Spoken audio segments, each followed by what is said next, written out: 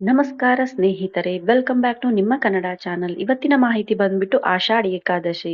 ಏಕಾದಶಿಯಲ್ಲಿ ಅತಿ ಮಹತ್ವವಾದ ಏಕಾದಶಿ ಅಂದ್ರೆ ಆಷಾಢ ಏಕಾದಶಿ, ದೇವಸೇನೆಯ ಏಕಾದಶಿ. ಈ ವ್ರತವ ಯಾವ ಯಾವ ದಿನದಂದು ಆರಂಭವಾಗುತ್ತದೆ ಹಾಗೂ ನಿಗದಿತ ಸಮಯ ಏನು? ಈ ದಿನ ಆಷಾಢ ಏಕಾದಶಿನಿ ಯಾವ ಕಾರಣಕ್ಕಾಗಿ ಆಚರಿಸ್ತಾರೆ, ಹಾಗೆ ಈ ಆಷಾಢ ಏಕಾದಶಿಯ ಮಹತ್ವವೇನು, ಇದೆಲ್ಲರ ಬಗ್ಗೆ ಸಂಪೂರ್ಣ ಮಾಹಿತಿ ಈ ವಿಡಿಯೋದಲ್ಲಿ ನಿಮ್ಗೆ ಸಿಗತ್ತೆ. ಹಾಗಾದ್ರೆ ನೋಡೋಣ ಬನ್ನಿ, ವ್ರತ ಯಾವಾಗ ಆರಂಭವಾಗುತ್ತೆ. ವ್ರತಾಚರಣೆ ಜುಲೈ 25, 2026 ಅಂದ್ರೆ ಶನಿವಾರ ಬಂದಿದೆ. ಏಕಾದಶಿ ತಿಥಿ ಆರಂಭವಾಗುವುದು ಜುಲೈ 24, 2026 ಬೆಳಿಗ್ಗೆ 9:12ಕ್ಕೆ. ಏಕಾದಶಿ ಮುಕ್ತಾಯವಾಗುವುದು 25 ಜುಲೈ 2026 ಬೆಳಿಗ್ಗೆ 11:34ಕ್ಕೆ. ಹಾಗಾದ್ರೆ ಇಲ್ಲಿ 2 ದಿನ ಬಂದಿದೆ, ಜುಲೈ 24 ಮತ್ತೆ ಜುಲೈ 25.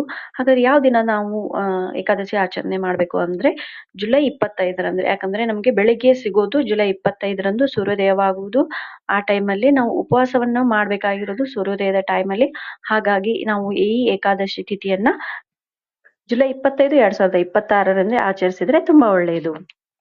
ಹಾಗಾದರೆ ಸ್ನೇಹಿತರೆ, ಈ ಏಕಾದಶಿಯ ಮಹತ್ವ ಏನು ನೋಡೋಣ ಬನ್ನಿ. ಆಷಾಢ ಏಕಾದಶಿಯನ್ನು ದೇವಸೇನೆಯ ಏಕಾದಶಿ, ಹರಿಶನಿಯ ಏಕಾದಶಿ ಹಾಗೂ ಪದ್ಮ ಏಕಾದಶಿ ಅಂತ ಕರೀತಾರೆ. ಈ ಏಕಾದಶಿಯಂದು ವಿಷ್ಣು ದೇವರ ಆರಾಧನೆ ತುಂಬಾ ಒಳ್ಳೆಯದು. ಹಾಗೆ ಈ ಏಕಾದಶಿ ದಿವಸದಂದು ವಿಷ್ಣು ದೇವರು ಯೋಗ ನಿದ್ರೆಗೆ ಪ್ರವೇಶಿಸ್ತಾರೆ ಅನ್ನೋ ನಂಬಿಕೆ ಇದೆ. ಈ ದಿನದಿಂದ ಚತುರ್ಮಾಸ ಆರಂಭವಾಗುತ್ತದೆ. ಚತುರ್ಮಾಸದ 4 ತಿಂಗಳು ಭಕ್ತರು ವ್ರತ, ಪೂಜೆ, ಆಚರಣೆ ಇವೆಲ್ಲವನ್ನು ಮಾಡ್ಲಿಕ್ಕೆ ತುಂಬಾ ಒಳ್ಳೆಯ ದಿನಗಳು ಅಂತ ಹೇಳ್ತಾರೆ. ಹಾಗಾದ್ರೆ ಸ್ನೇಹಿತರೆ, ಎಲ್ಲರೂ ಹೇಳ್ತಾರೆ ವರ್ಷದಲ್ಲಿ ಒಂದಾದ್ರೂ ಏಕಾದಶಿ ಮಾಡ್ಬೇಕು ಅಂತ.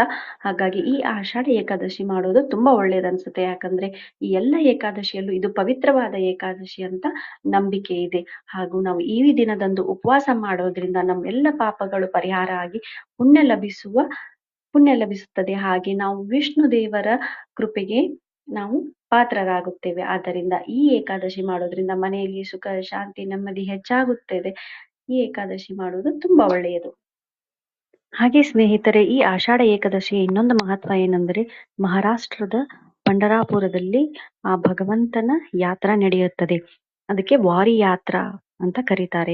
ಈ ಯಾತ್ರಾದಲ್ಲಿ ಬೇರೆ ಬೇರೆ ರಾಜ್ಯದಿಂದ ಕಾಲ್ನಡಿಗೆಯಲ್ಲೇ ಆ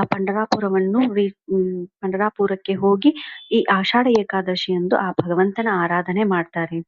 ನಿಮ್ಗೆಲ್ಲರಿಗೂ ಈ ಮಾಹಿತಿ ಇಷ್ಟ ಆಗಿದ್ರೆ ಪ್ಲೀಸ್ ಸಪೋರ್ಟ್ ಮಾಡಿ. ಎಲ್ಲರಿಗೂ ಆ ಭಗವಂತ ಒಳ್ಳೇದ್ ಮಾಡಲಿ. ಓಂ ನಮೋ ಭಗವತೆ ವಾಸುದೇವಾಯ. ಧನ್ಯವಾದಗಳು.